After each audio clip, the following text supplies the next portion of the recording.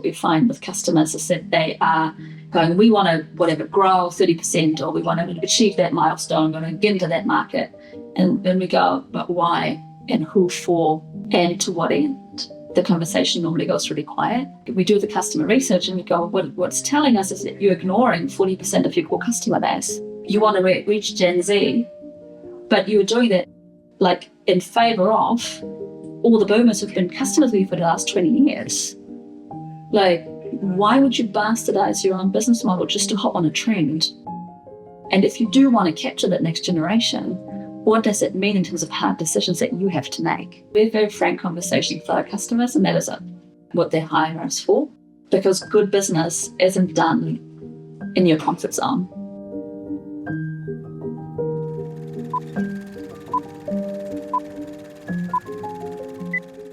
Hello and welcome to another episode of Ways to Wealth. Today I'm joined by Sarah. Sarah, why don't you give us the TLDR on who you are and what you get up to? Thanks very much, Charlie. Great to be here. So my name is Sarah Clearwater. I am the founder and CEO of RE FRAMR, and we are a customer experience consultancy focusing on helping organizations put customers at the heart of their business and their growth ambitions. Okay, that's cool. I was actually just talking to someone about customers just prior, and then we started talking about stakeholders. So when you guys are doing the design or the consultancy, is it very much focused on the end client or all the stakeholders, right? Because you know what I mean. So. Yeah, 100%. I mean, if you're thinking about customers, the traditional view is often around the end user, but if we're being realistic, especially in today's world, especially in B2B, which is where most of our work sits, there are 7 to 10 people on average make a purchasing decision before someone actually comes back to you and signs your contract. There are a number of different departments who hold the relationship with the customer. That's marketing, who brings them on board, sales, who converts them, onboarding, that gets them ready to use your services, product, who determines the product experience, and then customer support when things go wrong. So at the very minimum, you've got 5 different departments, 5 different people who are dealing with a single customer. Mm-hmm. If their experience isn't coordinated, you're going to create friction, you're going to create breaking in the journey, right? Yeah. What led you to starting RE FRAMR? That's a great question. I'm a social scientist by trade. Mm-hmm. So I grew up in Berlin to East German and Egyptian parents. I like to call myself an intersection child. It is so weird how serendipitous this podcast is, because the last person I literally just had on the podcast just before it was also from Germany. No way. It is uncanny the amount of like weird similarities that come around when we're doing recordings. Yeah. It's so weird. But anyway. And so I guess I was always really interested in how different people can experience the same world in a different way. Mm. And so I grew up, I guess, in a space where they valued, academic credibility as well as sort of street wisdom in a world that was shaped by both capitalism and communism, by a world that has lived experience in both the global north and the global south. So my upbringing was very much an intersectional one, and that drove me to better understand how I was always interested in understanding how organizations come to be and why we decide that business is the best way to organize ourselves around wealth and around economic activity. That was really my curiosity. And leading into that and moving to New Zealand, I eventually realized that my capability and my skills would be really useful to help organizations understand what it means to be in business. Mm-hmm. Because if you think about business, the dominant narratives that all the MBAs and all the business schools talk about is you are here to make money. Mm-hmm. And while that's not wrong, it's a very siloed way to think about business. Business is a lever of change. Business is a lever of wealth building. Business is a lever of community building. Businesses are part of the fabric of our societies. Mm-hmm. So if we don't harness those other opportunities, we're running a very singular, very narrow path that doesn't take into account the full opportunity that sits in front of us. Mm. And customer experience, in my view, creates that visibility for founders and for leaders to make really informed decisions around where they want to take their business and the impact they want to make with that. Why did you move here then? What led you to move to New Zealand? So my husband is Kiwi. Okay, yeah. Yeah, we met in New Zealand. And, New Zealand is a beautiful place to be. it's very, very different, very, very far away from Europe. But I think also as a country, there's so much like ingenious ways to look at life that is not present and not available in places like Europe. I think often, especially when we're in New Zealand, we look to Europe and North America for inspiration and go, if we would just do it like that, we just had a, startup found ecosystem like blah, blah, blah. We don't look to necessarily Africa, which is booming. We don't look to parts of Asia, which has got so much opportunity. And we don't always look in our own backyard. Yeah. I'm thinking about, the Māori economy. I'm thinking about biculturalism as a mental model to help us think about a world that has more to offer to all of us. We don't think about the ways in which community and relationships and kindness still drives our interactions here. Yeah. Like there's so much juicy, beautiful, human ways to show up in New Zealand. And I always remember my mum was visiting here for the first time. She's like, people still say thank you to the bus driver. She's grown up in Berlin, in East Berlin, and then moved, and that is not an experience she's had for the last 15 years. That ability to stay human and to stay present with another person is exemplified, I think, in New Zealand culture. And what a shame to pretend it doesn't exist or to not harness those uniquenesses that this place really offers. In commercial, in the way that we run businesses, in the way that we design our societies, our communities, our well-being, because again, commercial business is part of a well-being infrastructure if we want it to be. Yeah. And what was how did you win your first client then when you did you work here in organizations when you first moved here, or did you just, you did? Yeah. So you got used to the culture a bit, you built a bit of a network. Correct. And then did you always think you would start your own thing? No. So I come from a long line of entrepreneurs. Okay. And my commitment was always that never go down that path. I was like, I don't want to do the hours. I don't want to have the stress. I don't want to always need to come up with a solution. I just want to do my 9 to 5 and go home and be done with it. Yeah. But as it turns out, that was not the path for me. So I worked for the European Union for the first 3 years of my career, moved to New Zealand, and then started working for a bank, for not-for-profit, and then ultimately for local government. And so I hopped around and I was like, none of this is giving me the energy and the vibes that I want in my work life.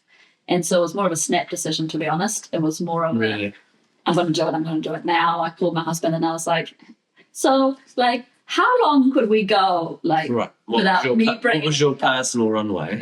6 months. Or household runway? 6 months. It was? It was. Yeah. Yeah, so that's a good amount of time. That's a good amount of time, but I made the commitment if there's nothing coming in the first 3 months, I'll find my next job. Oh, okay. But gave yourself 3 months. Give myself 3 months, and if there's no movement, and I was immensely motivated by that, and I did a couple of pro bono pieces of work to build a bit of a reputation, and I used those case studies to land a government contract, and then after that, just had clients come on board. So Datacom was one of my first clients, which was amazing. Like the people, in the organization just took me under their wing. Like, you do amazing work. You're doing what that we really need in this ecosystem. Yeah. And just supported me and the business. And so here we are 9 years later.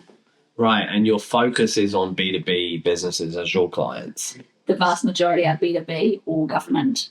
So we have a bit more complex user journeys. Right? B2C is often very transactional. It's all about speed and scale. If you think about B2B and you're thinking about government, you have complex service journeys, multiple service owners. You have a non-linear journey. You have interconnected journeys across different departments. In B2B, like we said, we have 7 to 10 people making a single decision. That's a nightmare. If you're a business owner, you want to sell something, you got to convince 10 people to say yes per contract, right? And so creating experiences not just for your contact, but for the other people on the decision committee, making sure that the one person is buying the product and then someone else is using the product. Often in B2B, how do you design for those two? That's true. Right. How do you design for the CFO, the Chief Procurement Officer, who signs off the budget, the person who's getting into the team, and then the team members who are using it, who's measuring success, who's building the relationships, who is maintaining those relationships, what happens when the account manager leaves, and where does your ROI come from? Like, if you're leaking customers, do you know what part of the journey you're going to plug? Or do you just wildly try and acquire more? Or, like where's your strategy has to be grounded in visibility and transparency of the journey. Otherwise, you're guessing. Yeah, that's really interesting. And what do you think? What do you think the most misunderstood part of that procurement stage is broadly across these B2B businesses? Like, where is the common hole that needs plugging? Is there a commonality? So the most common issues we see is that when people don't understand how different customer segments make different decisions. Right, so every B2B business usually has a number of segments they serve, but they treat them all the same. And they think the point of impact is at the actual conversion conversation. But that conversation actually is preempted 3 to 5 interactions earlier. People design for the contract stage. They don't design for the relationship that makes contract signing easy. Right. Yeah. So there are a number of touch points that are generally ignored. That are leading, is that between the yes in principle and signing, or is that before the yes has even happened? It's often between the yes in principle and the yes in signing. Right. Yeah. And that's where and that's where a lot of things actually fall over more than organizations may expect. Yes, it's one of the key moments, but organizations often miss the opportunity. Yeah. I think they also miss the opportunity of handover between marketing and sales. Right. So marketing is KPI'd to get those leads in and to get them to the CRM and get them off the marketing qualified, right? So there's some sort of algorithm or tool that allows marketing to say, that's a qualified lead. And then sales gets the lead and goes, that's not a qualified lead, or that's not the type of customer who buys from us. Yeah. Different KPIs, different metrics, different understanding. Different incentives? Always different incentives, different understanding of the customer. Marketing optimizes for volume, sales optimizes for buying readiness, and then onboarding, which happens right after, optimizes for usability, right? Quickest path to ROI. So these 3 different departments who are directly responsible for the first third of your journey, who are also disproportionately responsible for long-term value. Because the first experience is some of the most decisive lever in driving lifetime value. Right. So if you don't get that right, you are undermining your own business model. Yeah, that's something that we've been learning about, spending a lot of time on. Obviously, you spend a lot of time building a product or technology, or if it's a complex regulated service, you spend a lot of time in that space. And then I've been very interested by sales now for some time and really kind of trying to hone it. But then again, we've also been a part of a lot of capital raises and stuff, and that is sales personified, really. And there's a whole engineering and like art and process that you can really implement into your business to actually deliver those results, right? Like if you're intentional about it. And often I think that onboarding thing is, especially for I think a founder that, founders that are very product focused and are often thrown in the sales role because they have to. Yeah. The onboarding thing is the most likely then the one to get most overlooked because they love the product, they love what they've invented, or that. Yeah. They have to sell. Yeah. But then what happens after they get a yes? Is 100% right. That's interesting. And what does success look like for you, for your business, and what you deliver over the next kind of 5 years? Next 5 years. So we've just really gotten into the first stage of scalability, going from 1 to many.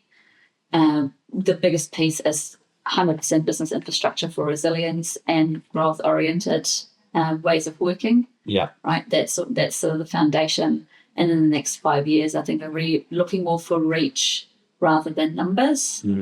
We want to be working with more like customer hungry businesses in New Zealand and eventually Australia. We think that we bring a really unique point of view to how organizations could be run. We want to see the way in which businesses run in New Zealand change fundamentally from one that is solely profit focused, which is so narrow, to one that is actually understanding the opportunity that sits around centering customers and centering people and their needs. It's a different way to show up in market. It's a different way to grow. It's a different way to have an impact. And I think businesses and the potential of commercial business is so underutilized. We have this artificial separation of profit and purpose.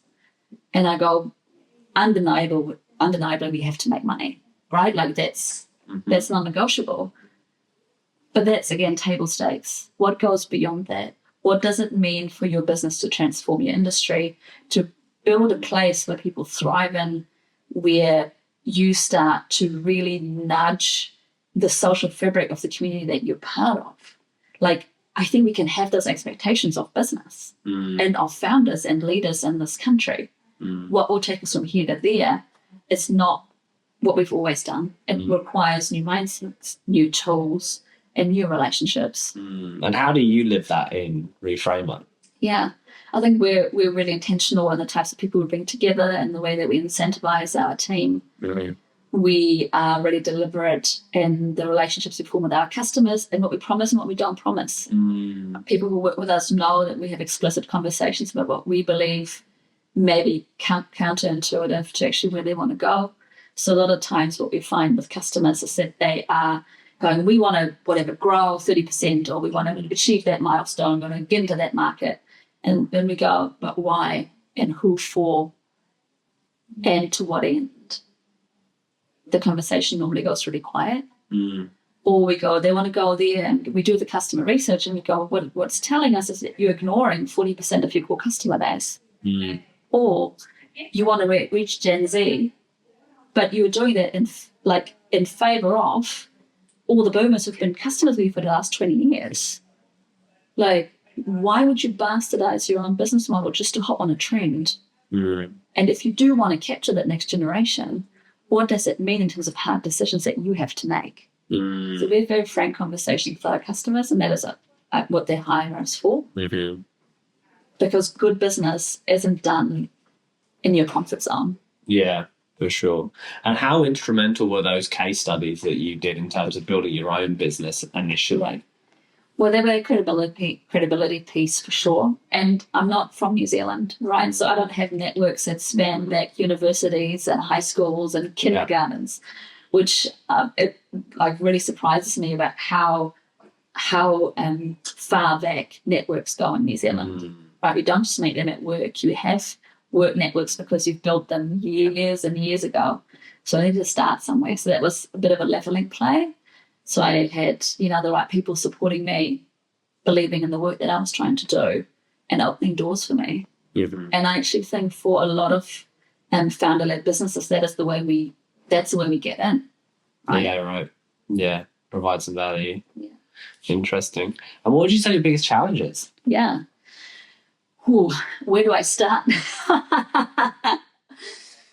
I think the biggest challenge is ultimately building the next structure for the business while being in a previous iteration of maturity, right? And I'm always looking, where does the business have to go next? But I've got no idea what that feels like. I don't know idea what good looks like at that next level, but I've got to build it regardless. Being in delivery, working in the business and on the business at the same time is really, really hard. Yeah. Right. Being sure I'm the best leader I can be for my team. Again, when it's not like there's no playbook. Right, where you can just turn to and say, this is the team you have to build for this particular business in this particular way. And this particular time. Which is very contentious, right? Yeah.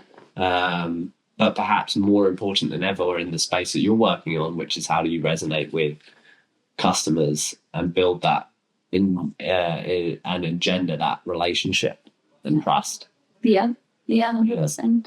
Do you think that people are more focused on it these days? I think they have to. I think the imperative, if you look at the numbers, if you actually like to look at data and make data-informed decisions, the evidence is really clear that if you don't spend time understanding who you're serving and how you are well positioned to serve them, you are flying blind. You're just throwing money at initiatives. Like the amount of times we've walked into established organizations and they've gone, we're going to spend X amount of money on this new idea that this, chief of some kind has built up, and it's cool, it could work and could also mean that you are cutting off 20% of your bottom line this year.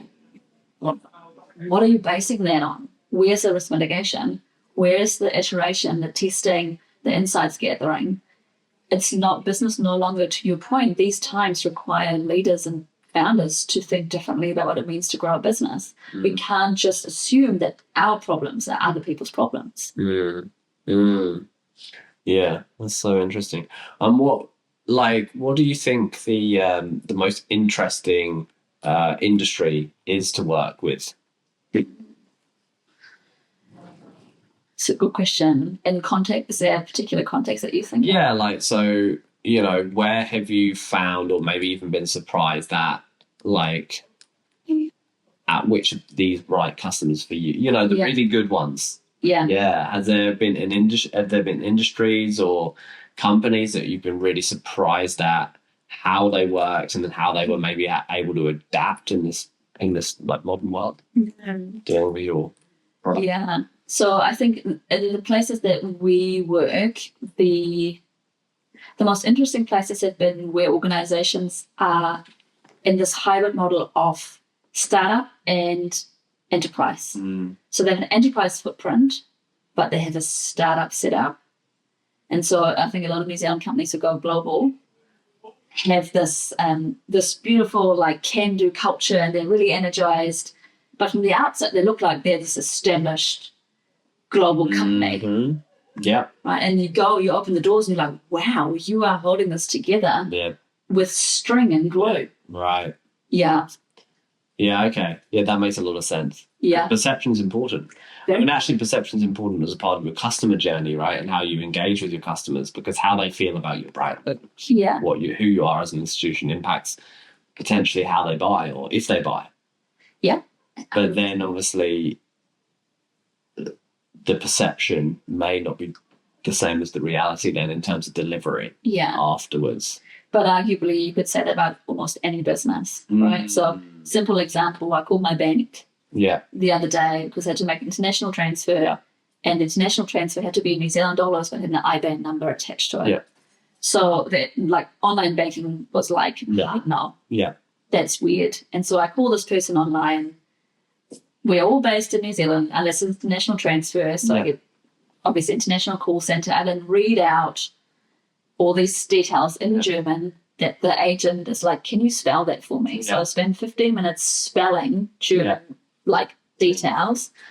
And then I get a call back 2 days later saying, oh, can we just confirm the SWIFT code because something hasn't worked in the system? And I'm like, okay, so this is a transfer. This is a simple transfer of money that is taking me total of 4 hours to resolve. Yeah. And this is an established New Zealand institution. Yeah. We all have those pockets, right? But if your whole business runs like that, you're I think the biggest issue is around resilience and scalability. Especially now.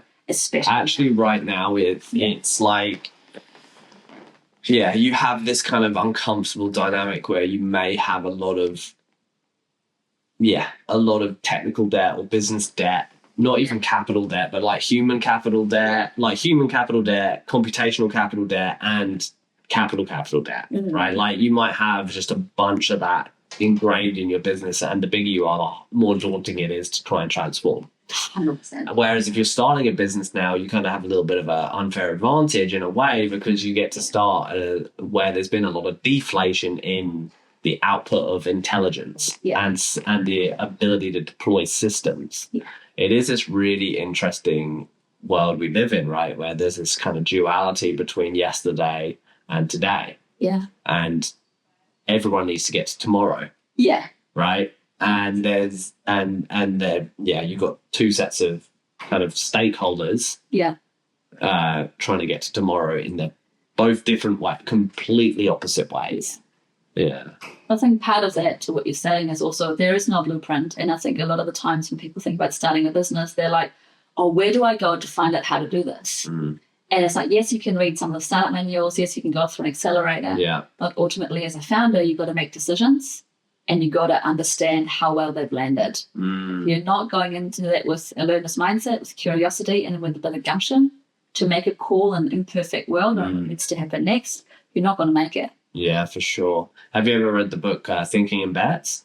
No. You should. It's by Annie Duke. Okay. It was a professional poker player. Okay. And she's all about disassociating outcomes from decisions. Interesting. So that's kind of what you were just saying is like, you're not guaranteed an outcome that you want, basically, but you really need to understand, did you make a good decision with the information that you had at that time? Because the outcome changes everything. Yeah. Because then you've got hindsight bias and then you've got the outcome. Yeah. But actually, did you make the right decision? Yeah. Like you should assess your decisions based on the decision framework, not the outcome, basically.